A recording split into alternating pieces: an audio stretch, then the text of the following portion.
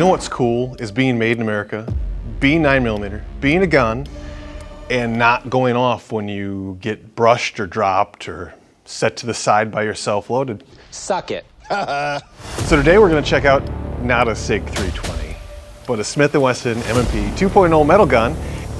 We're going to check out its threaded barrel, see how this comp works, see how the interchangeable palm swell grips work, which are a great feature to this gun. Very excited to see just if the whole package comes together and works or not. We'll see if I can still shoot a handgun or not. Let's take it to the range, see if it sucks, see if I suck. We'll not bring you up into the conversation.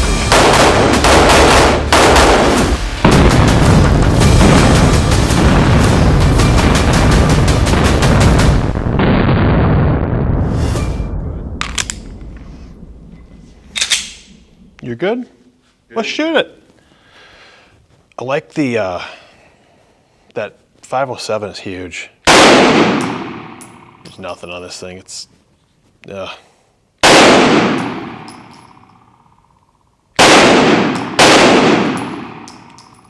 trigger's not super pronounced, but it's better than the old M&Ps. I don't know if we can hear it. I don't know if you got that or not. It's pretty quiet and you don't feel it as well, but it's better than the old ones where they had the hinge in the middle of the trigger, or it was just oatmeal, soft.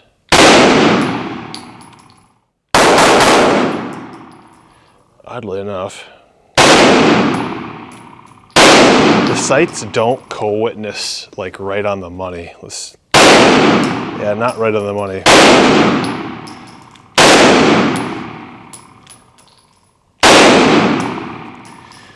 Consistency with this gun earlier was great. The brake works or compensator works really well.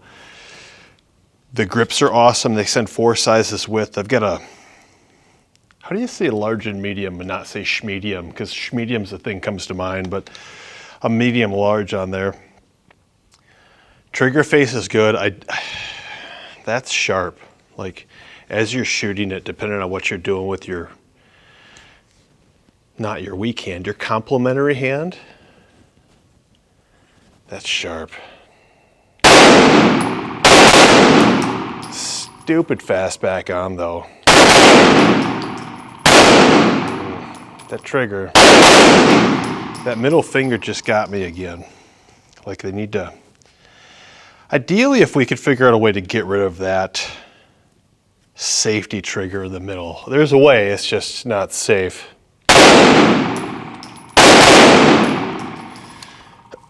I like it, does pretty good. That one hiccup though, I don't like that. They need to like loosen that up or something. It shoots really well, that comp ported, whatever you want to call it, but the compensator on the end helps keep that gun really flat. With red dots, you don't have to co-witness your sights.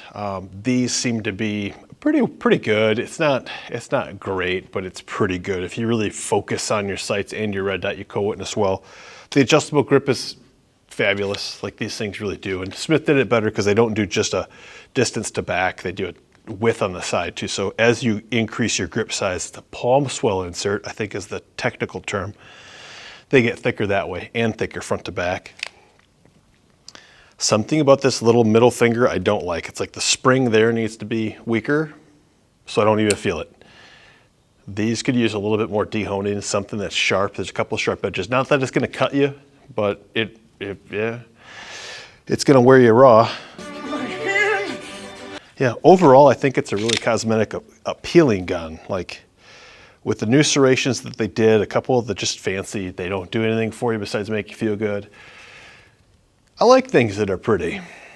I do. I like things that look cool, go fast, or pretty. I want to go fast. Yeah, the gun has, outside of that one little hiccup on the trigger, I have nothing bad to say in the review.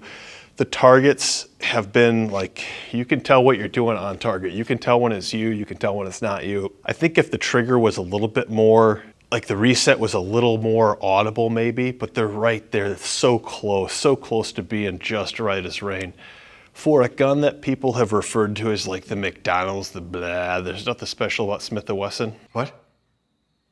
McDonald's? You're wrong. There's something special about, in particularly this Smith & Wesson, the Performance Center one, that new flat face trigger that they've got in all of their M&Ps. It's not going to be as nice as their Performance Center ones, but it's going to be really, really good compared to the old ones. So the next time you're like, oh, they don't make anything good, I'm going to grab my Glock. Its stage is different than a Glock trigger. It doesn't work like a Springfield trigger either. This is unique to them. It is predictable though. There's no false resets. For the most part, there's no false resets. Again, that spring right there, that guy, he needs to get cut in half, stretched out, hit with a torch, thrown in the garbage. We could get rid of this finger from me altogether. I would carry a SIG 320. That's how much I like to run with scissors. Yeah, well, danger is my middle name. This is the metal frame gun like we talked on, not the steel frame, but it's metal, so it's not polymer. That does change the contour of the grips compared to their polymer guns. Everybody that I've had this in their hand has said they appreciate this grip more than the original polymer one. Yeah, that's not without fault though. When we get to the board, I'm going to talk about some things, some little hiccups that happened that I wasn't like, yay, this gun let me down. The Smith & Wesson M&P 2.0 Metal Compensated. Got it. Wonderful gun to shoot. Smith got to be, I think John actually hit it right. I think Smith got to be where they were all business on this gun. Did a really nice job of getting it together. They've cosmetically made this gun pleasing. They've got a great muzzle brake on it. It's just really, really happy with how this gun shot. The shooting experience was really good. In shooting at targets, we very, very quick for the second shot, smooth. A little bit extra down pressure on the bottom of your support hand made that gun just absolutely rip. However, in the initial break-in, which was off camera, I did this over the weekend and yesterday and some today, this gun did have failures, and there's no like adjustment. That's not that we changed ammos or anything. It almost seemed to be needing breaking in. You know, once we get it, we'll have to break it in. Which is a term that I believe was relevant in the 80s, but not in today's world. I again find myself wanting to find a box in between, but I'm going to give it to the fact that I do abuse these guns, that it did have failures because I don't lube them, I don't clean them, I take them out and I abuse them right away because I figure worst case scenario, this is what consumers are going to do. So that's what we did too. I am going to give this gun a 4 on a shooting experience because everything about it seems to hit just right. Trigger reset's good, sight picture's good, optics, everything. We're going to go through and explain the rest of it. Optic ready, this gun is optic ready. They don't make this particular model with an optic included, but it is optic ready. It comes with a pile of what core is Smith & Wesson's optic setup like Moss is for Glock or MOS, however you want to call it out. But these little plastic plates, it is optic ready. Those little plastic plates come with. I'm going to make this mark so you guys can see it right away. I'm going to talk about it. I give this a 3. I give you a 0 diabetes. You got diabetes. I give this a 3, and the reason I give this a 3 is the amount of hardware and plates and everything that comes with it is like, oh my God. You know how badly I want to get out an instruction manual and learning how to run a screwdriver? I don't at all. There's, I think, 6 optic plates with it, or plastic plates. They're plastic. Strike 1. There's too many of them. Strike 2. The screws, they like what? Oh my gosh! I should almost get out the kit and show you guys because it's mind-numbingly overdone. Which is good that it's overdone because I can't find 648 screws at Fastenal that are correct for this gun and the right size with the right style head for that optic. But it's overdone. There's too many. I think a gun that's a double stack gun should have a double stack wide, not a compact size sight on it. I do understand that some people might have a compact size sight sitting around. Go buy a sight with a bigger window. It's meant for that gun. Don't piecemeal it together. So that's why I'm giving that a 3. Adjustability in the grip, fantastic. There are 2 platforms of gun that I kind of put at this level of adjustability of grip, and Smith & Wesson is one of them. So good job. One of the rare 5s that we get. The palm swell inserts, they come with 4. I'm going to give you a quick rundown just to show you how easy it is on camera. Ready? It's terribly hard. This was turned this way. We turn it. Come on, turn. We pull it, and boom. We lose 2 pieces, but there's your adjustability in the grip. With the metal framed ones, they have this back strap spot, which you have to put back in there, but get in your home. It's really not that hard. I'm just fumbly.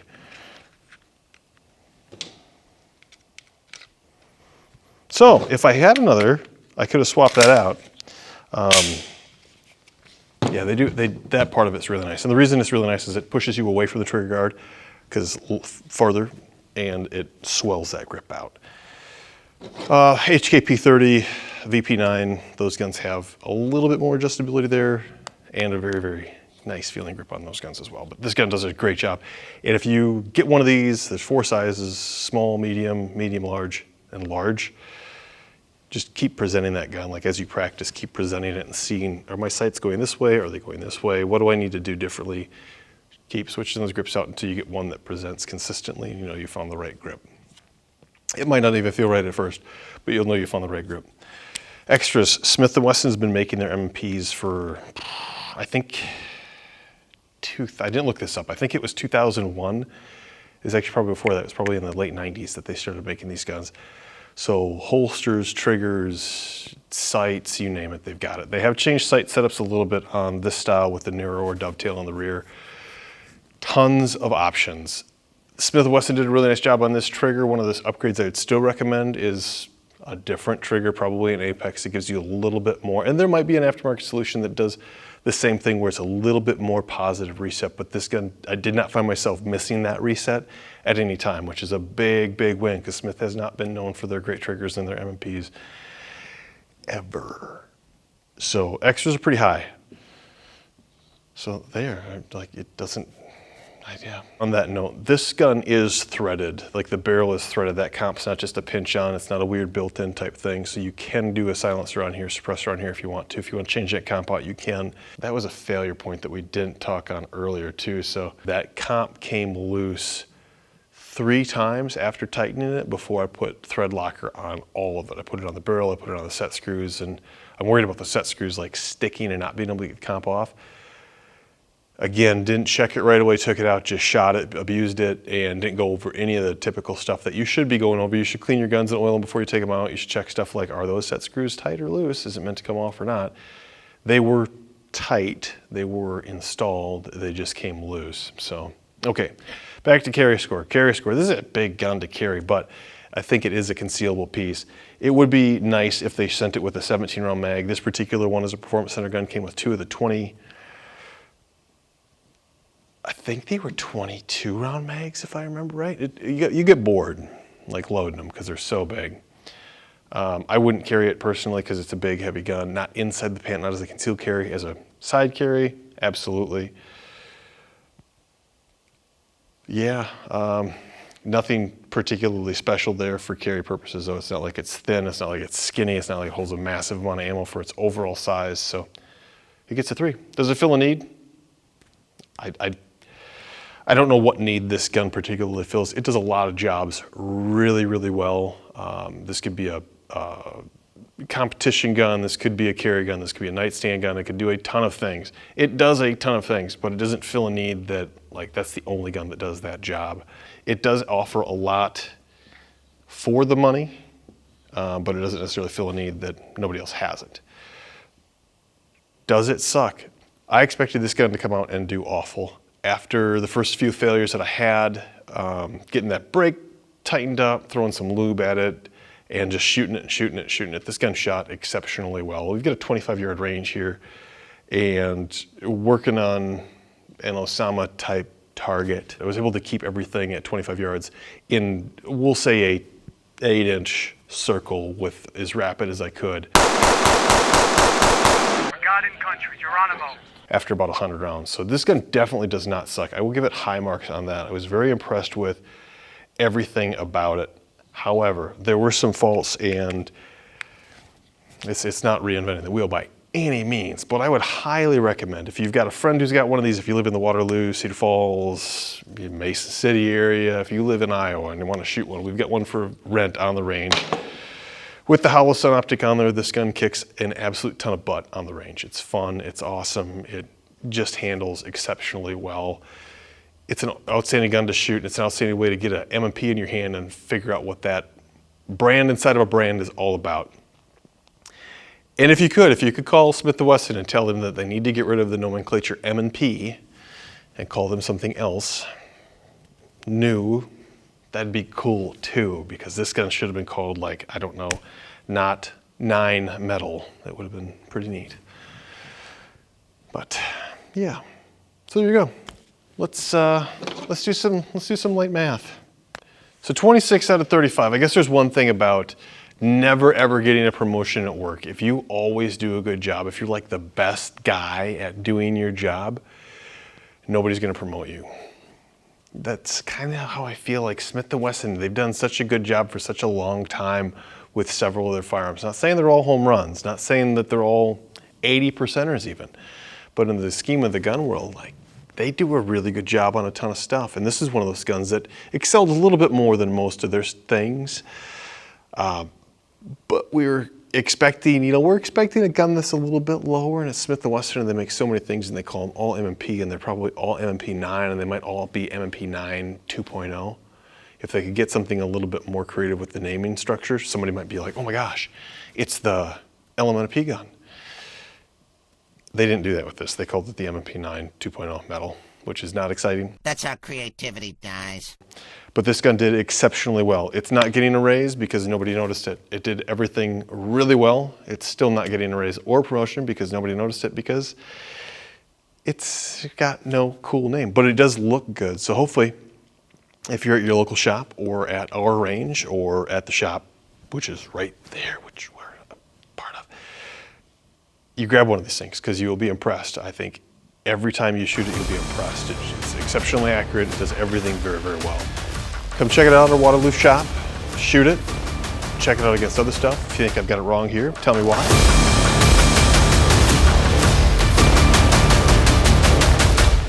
Who needs holsters? We don't do anything special. You like that? That? Yeah, I do like that. Who needs holsters? So they make these fifth pouches for it too, so if you've got a comp, you can just, hey everybody, or wait. Well, can't do that. Quick draw. That works. So Cool Pants did not sponsor this today, I can tell you that. Should have. Should have, yeah. I mean,